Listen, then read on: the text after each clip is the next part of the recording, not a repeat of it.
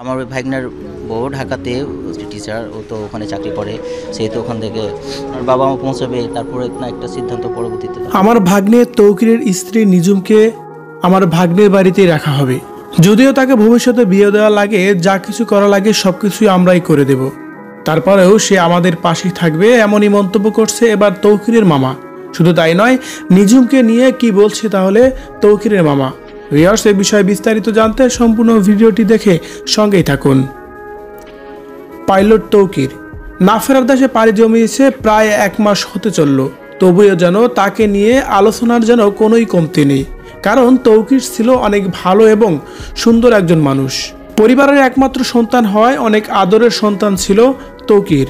আর সেই সন্তান যখন না ফেরার দেশে পাড়ি জমিয়েছেন, তখনই যেন কালো ছায়ায় ঢেকে গেছে পুরো পরিবারে। আর তাই তো সবসময় কান্না জড়িত কণ্ঠেই যেন কথা বলেন তৌকিরের বাবা মা।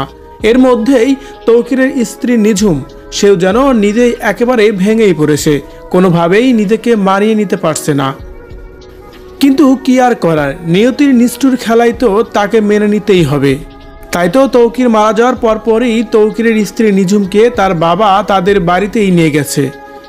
বাড়িতে নিয়ে নতুন করে তাকে আবারও বিয়ে দেওয়ার সিদ্ধান্ত নিয়েছে তার পরিবার। কিন্তু এদিকে তৌকিরের মামার কথা একটাই, তৌকির যেমন আমাদের সন্তান ছিল, ঠিক নিঝুমও তার ব্যতিক্রম ছিল না। নিঝুমও অনেক ভালো এবং সুন্দর মন মানসিকতা মানুষ ছিল, সে আমাদেরকে অনেক ভালোবাসতো।